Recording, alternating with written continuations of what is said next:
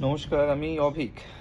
উম কর্মসূত্রে আমি অস্ট্রেলিয়ার সিডনি শহরের আশেপাশে থাকি।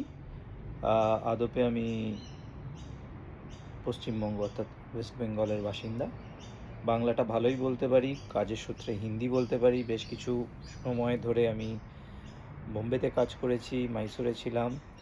তো আমি হিন্দিটাও যথেষ্টই স্বাচ্ছন্দ্যে বলতে পারি। কিন্তু আজ যে বসে যে মনের অনুভূতিগুলোকে ব্যক্ত করব, সেটা কিছুটা বাংলাতেই বলবো। কারণ আহ, খুব জোর দিয়ে আমি আমার সহনাগরিক যারা বাংলা ভাষায় কথা বলে তাদের জন্যই এই মেসেজটা করতে চাই। এটা ধরে নিতে পারেন, এটা কিছুটা সোশ্যাল অ্যাওয়ারনেস, মানে সামাজিক দায়বদ্ধতা থেকে। আর আজকালকার দিনে যে আমাদের চারপাশে যা চেঞ্জ হচ্ছে, এই আর্টিফিশিয়াল ইন্টেলিজেন্স বা কৃত্রিম বুদ্ধিমত্তা, প্রচণ্ড পরিমাণে টেকনোলজিক্যাল নির্ভরতা এবং সমাজে বিভিন্ন রকমের চড়াই উতরাই যা আপনারা দেখছেন, তাতে সমাজের ভালো দিকও যেমন হচ্ছে, খারাপ দিকটাও কিন্তু ততটাই প্রচণ্ডভাবে ফুটে উঠছে আমাদের চারপাশে। দেখুন, আপনি ফেসবুক খুললেই নানান রকমের কেওটিক এবং এরোটিক কন্টেন্ট দেখতে পাবেন, খুবই মানে নোংরা, যেটা প্রবৃত্তির যে সমস্ত ভিডিও, রিলস। আবার অ্যাট দ্য সেম টাইম আমরা এই টেকনোলজিক্যাল যে অ্যাডভান্সমেন্ট, সেটাকে ব্যবহার করে অনেক ভালো কিছুও করার মতন জায়গায় আসছি। তো সেই জন্য আমি একটা তথ্য প্রযুক্তি সংস্থায় কর্মরত এক মানুষ। তো সেই জন্য টেকনোলজির যা চেঞ্জ আমাদের চোখে খুব রিসেন্টলি, মানে খুব আশেপাশে যে সমস্ত জিনিসগুলো খুব রিসেন্টলি চেঞ্জ হচ্ছে তা দেখে আমার কিছু ইনফারেন্স আমি বলতে পারেন যে শেয়ার করতে চাই, মানে আপনাদের সঙ্গে। সেটা কি আসলে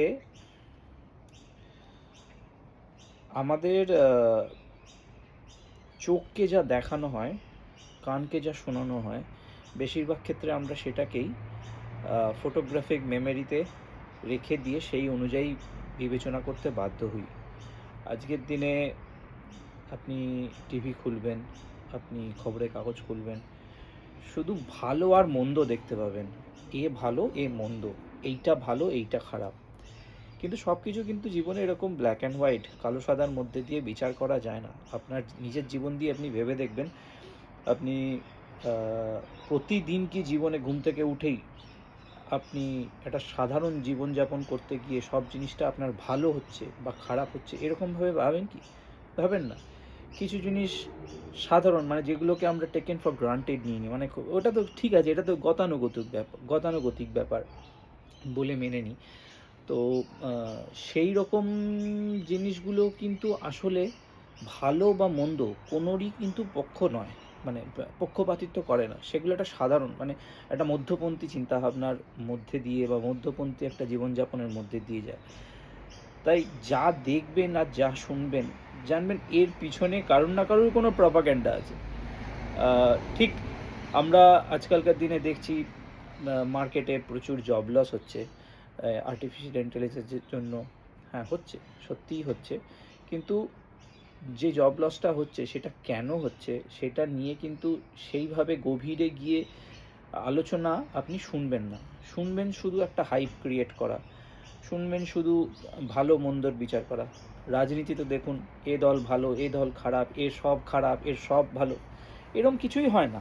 সবটাই মানুষের একটা প্রপাগ্যান্ডাকে, একটা চিন্তাভাবনাকে অন্য মানুষের ওপর থোপে দেওয়ার চেষ্টা।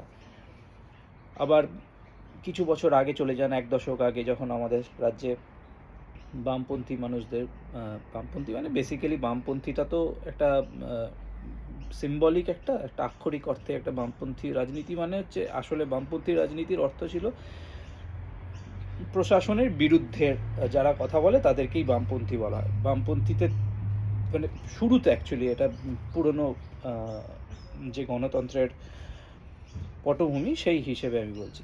বাট তারপরে বামপন্থী রাজনীতি মানেই লোকে লাল ঝান্ডা ধরা যে সমস্ত পার্টি বা দক্ষিণপন্থী রাজনীতি বলতে আগেকার দিনে কংগ্রেস হতো, জনসংঘ ছিল, তো সেখান থেকেই ব্রাঞ্চ আউট করে অন্যান্য পার্টিগুলো বেরিয়েছে। তো সেই রকম প্রোটোটাইপিংয়ের জায়গা থেকে আমি বলছি যে তার আগে আমরা যখন কলেজে পড়তাম বা কলেজে পাশ করছি তখন বামপন্থী রাজনীতি একদম তার শেষের দিকে, তো তখনও আমরা দেখে অভ্যস্ত ছিলাম এই জিনিসগুলো। আর এ খারাপ এ ভালো না, এরম কিছুই হয় না। বামপন্থীদের কিছু জিনিস ভালো ছিল, মমতা ব্যানার্জিও নিশ্চয়ই কিছু জিনিস ভালো করেছেন। বিজেপি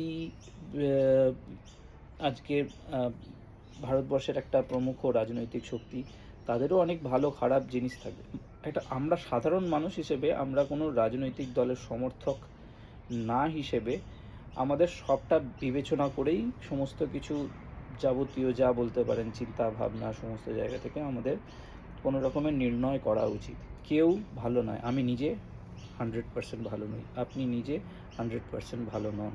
আমাদের মধ্যেও খারাপ থাকবে, আমাদের মধ্যেও ভালো থাকবে। তার মধ্যেও একটা আমাদের মধ্যে একটা সোশ্যাল প্রোগ্রেসিভনেস থাকাটা খুব জরুরি।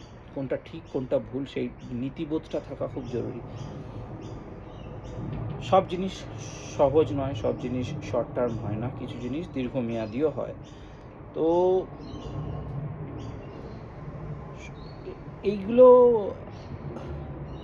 বলা এভাবে খুব মুশকিল। আমি তো ওরমভাবে কোনো স্ক্রিপ্টেড কিছু নিয়ে বসিনি আপনাদের সঙ্গে শেয়ার করব বলে। আমি জাস্ট বসেছি, চারপাশে সোশ্যালি এত ডিভিশন, এত হিংসা, এত মারামারি হানাহানি, সমস্ত কিছু দেখে মনে হলো আমরা যেন খুব এই সমাজে খুব একটা বিভাজনকারী একটা ন্যারেটিভের মধ্যে আমরাও আননোয়িংলি পার্টিসিপেন্ট হয়ে যাচ্ছি। ঠিককে ঠিক ভুলকে ভুল বলাটা আমার মনে হয় এটা প্রতিটা বিবেক এবং বুদ্ধি থাকা মানুষের একটা কর্তব্য। আজকে যদি আমি কোনো আমার ধার্মিক কোনো ধারণা থেকে অকারণে মানুষের বাড়িতে গিয়ে প্রবলেম ক্রিয়েট করছি, না আমার ধর্ম বলছে এই জিনিসটা, তাই তুমি এই জিনিসটা এখানে করতে পারো না, এই পুজো করতে পারবে না, বা অ্যাট দ্য সেম টাইম আমার ধর্ম বলছে আমার আশপাশে এই জিনিস করা যাবে না, তাই তুমি এটা করতে পারো না।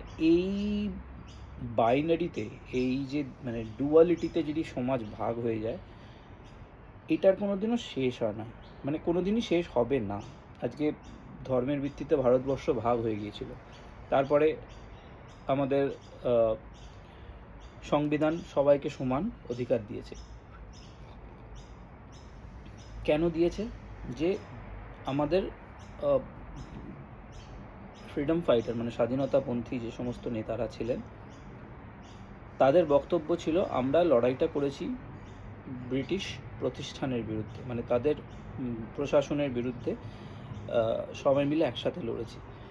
কিন্তু এর মধ্যেই আবার তাদেরই পলিটিক্সের অঙ্গ হিসেবে তারা সমাজে কতটা রেলেভেন্ট থাকবে, কতটা প্রাসঙ্গিক থাকবে, তার জন্য তার আশপাশের জনগোষ্ঠীকে নিয়ে সমর্থন আদায় করতে গিয়ে ছোট ছোট ডিভিশন হতে হতে সোসাইটিটা কিন্তু বাইনারিতে ভাগ হয়ে যায়। আজকের দিনে আমরা বাঙালি মাইন্ডসেটের মানুষরা কিন্তু সারা ভারতে একটু প্রগতিশীল চিন্তাভাবনার মানুষ হিসেবেই পরিগণিত হই টু সাম এক্সটেন্ট। এটার জন্য কিছুটা আমাদের পূর্বপুরুষ, মানে অনেক পুরনো পূর্বপুরুষ যারা সোশ্যাল থিঙ্কার যারা ছিলেন, they were responsible at the same time due to being very closely associated with British rule in Bengal and Kolkata being the British India's capital for a long time.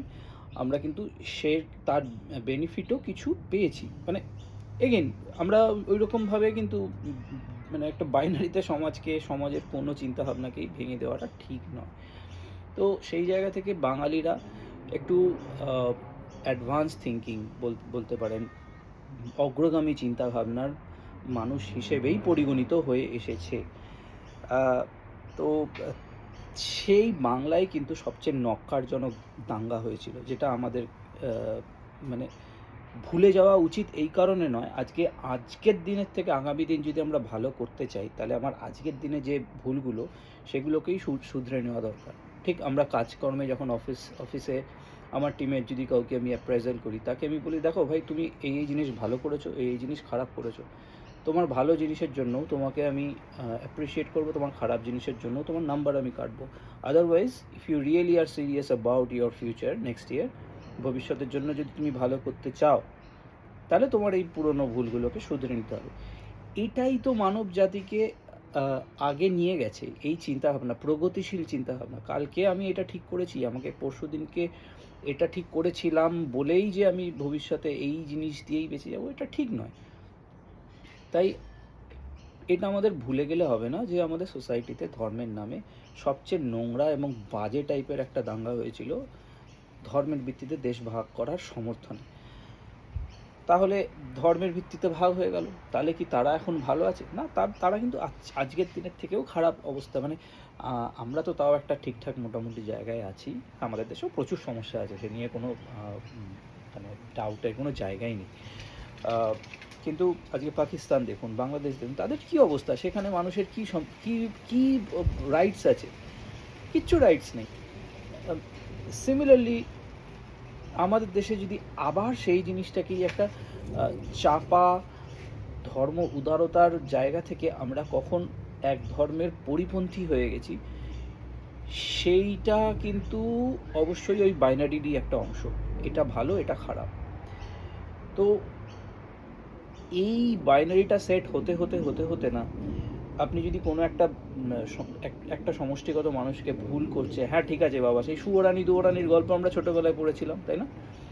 তখন আমরা কি শুনেছিলাম যে দুয়োরানি কী করতো, তার ছেলের ভুলগুলোকে কোনোদিনও শুধরে দিত না। হ্যাঁ বাবু, তুমি খুব ভালো। সরি, সুয়োরানি দুয়োরানি না, ওটা কোনো একটা গল্প যেখানে মাসি তার বোনের ছেলেকে মানুষ করতো, কিন্তু তার কোনো ভুল শুধরে দিত না। সে একদিনকে খারাপ কাজ করতে করতে করতে করতে এমন জায়গায় যায়, তাকে পুলিশ যখন নিয়ে চলে যায়, মাসির কানে সে কামড়ে দিয়ে চলে যায়। তো পলিটিশিয়ানরা কিন্তু এই সেই খারাপ মাসির মতনই কাজ করে এসছে।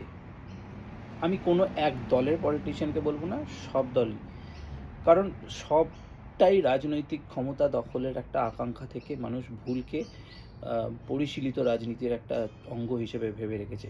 যেটা হওয়া উচিত ছিল ঠিককে ঠিক এবং ভুলকে ভুল বলে মানুষের কাছে তুলে ধরা। কিন্তু ওই যে আমরাও একটা নিজস্ব কনফার্মেশন বায়াসের সবসময় শিকার হয়ে যাই, যে কারণে আমরা মনে হয় যেন এই দল ঠিক বলছে মানে আমি এর সমর্থক, ও দল ঠিক বলছে মানে ওর সমর্থক।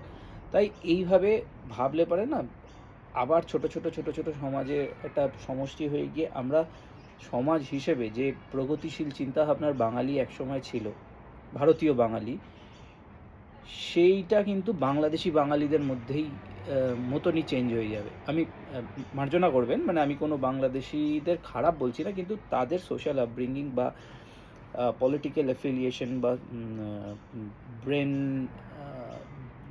ব্রেনের যে ইন্টালেক্ট ন্যারেটিভটা যেভাবে মানে তৈরি হয়েছে সেই দেশের ধার্মিক চিন্তাভাবনার জন্য, অতিরিক্ত ধার্মিক চিন্তাভাবনার জন্য, সেইটাকে তার সমস্যার দিকগুলোকে তুলে ধরে এই কথাগুলো বলছি। এর মানে কিন্তু এ নয় যে বাংলাদেশি মানুষরা খারাপ বা ভালো না, আমাদের মধ্যেও অনেক খারাপ ভালো দিক আছে, কিন্তু আমি যেটা বলার চেষ্টা করছি, আমাদের সেই জায়গাটাকে একটু আত্মসমালোচনা করা দরকার।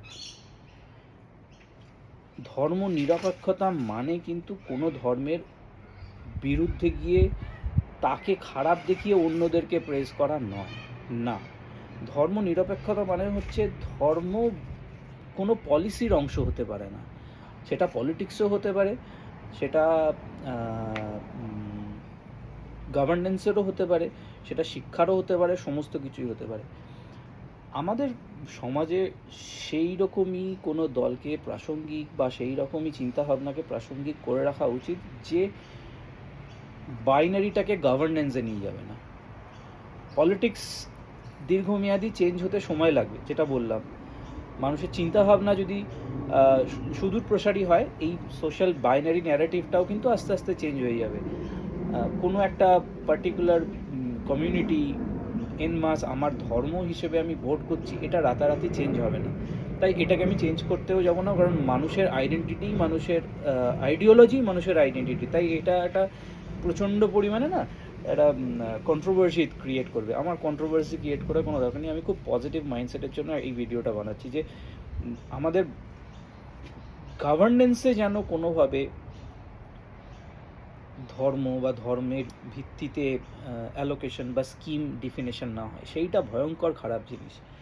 সেইটা হলে আজ ভারতবর্ষ সেকুলারিজম সোকল্ড ফাউন্ডেশনাল জায়গা থেকে অ্যাপিজমেন্ট পলিটিক্সে যেভাবে গেছে, down the line 15 years technology চেঞ্জের জন্য সমাজের চেঞ্জটাও খুব ফাস্ট হয়ে গেছে, র্যাপিড হয়ে গেছে। তো সেই জায়গা থেকে ওই যেটা হতে লাস্ট 60-70 বছর লেগেছিল, এই জাতীয় চেঞ্জগুলো হতে কিন্তু অত টাইম লাগবে না। মানে ইট ইজ এক্সপোনেনশিয়ালি ফাস্ট নাওয়াডেজ।